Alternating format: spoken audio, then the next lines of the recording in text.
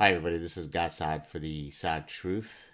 I suspect that many of you by now have heard about the Hollywood producer Harvey Weinstein and the numerous uh, allegations of sexual misconduct, if not sexual assault, that have been levied against him.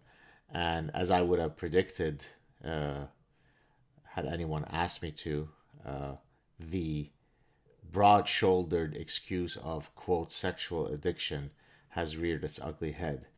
He did this because he's sexually addicted. He's going to now seek treatment. He's going to go to a retreat somewhere in Malibu. I don't know if it's in Malibu, but you get the gist. Now, this is really part and parcel of a broader phenomenon whereby uh, all sorts of folks try to pathologize dreadful behavior when in reality it is a failure of one's moral compass, right? There are all sorts of very powerful men in all sorts of positions where they could potentially take advantage of their positions, and yet they don't. And they don't, despite the fact that they are as libidinous, as sexually driven, as attracted to young, beautiful women as anyone else. What differentiates the fact that they act on those impulses and those opportunities or don't is a function of whether they have the moral compass that stops them from doing so, whether they have the internal mechanism to say this is right or this is wrong. Now, you might argue, well, the reason why Harvey Weinstein can't arrive to the calculus that says it is wrong of me to attack and harass women is because I'm just so sexually libidinous, and this is why I need to seek treatment for my sexual addiction. It's nonsense. There are reasons why the sexual addiction appellation has not made its way to the DSM-5, if memory serves me right. So, if you're an obnoxious, arrogant, belligerent bastard, then you suffer from asshole pathological disorder. If you are someone who is inattentive, selfish, obnoxious, dogmatic, then you suffer from borderline asshole syndrome, or you're just an asshole.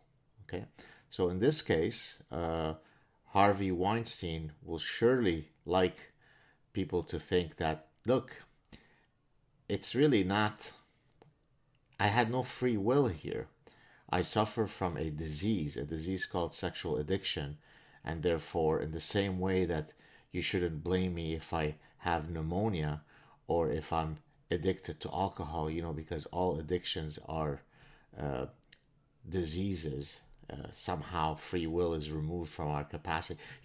I'm fat, doctor, not because of the fact that I've made choices that have rendered me at the incorrect weight. I simply suffer from food addiction and not exercising enough disorder, and I need to seek help for that. So again, this is all part of a cancerous mindset. So, for example, the tabula rasa mindset, the empty slate premise, says we're born with empty minds, and then we could be whomever we choose to be if only we are given the right environment. So if I become as great as Messi, or if I don't become as great as Messi, it must have been because of some environmental force. There's nothing inherent about me that would have sealed my trajectory in some sense.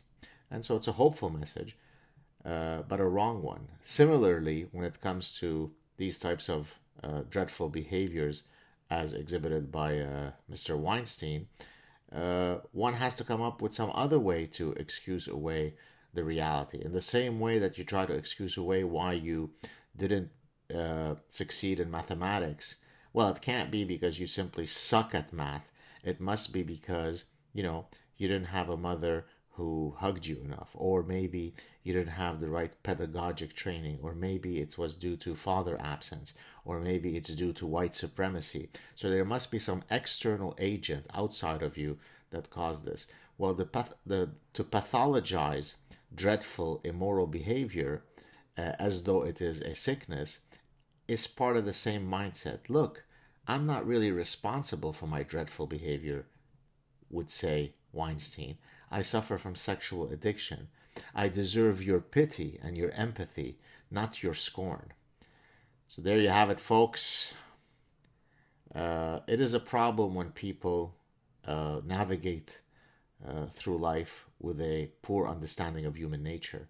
And the reason why people not only have a poor understanding of human nature, but then are confident about their ignorance, and hence, in that sense, suffer from Dunning-Kruger effect, is because most people have a sense of folk psychology, right? So even though someone might not be formally trained in the behavioral sciences, might not necessarily know what are the scientific findings that have been validated when it comes to a specific reality regarding human nature, everyone has an opinion because they have a sense of folk psychology, like we have folk biology or folk physics or folk science. And so in this case, because of most people's ability to generate theories about human nature using their folk psychology, we often end up with dreadfully incorrect views of human nature. There you have it, folks. I hope that you're having a good week. I'll talk to you soon. Ciao.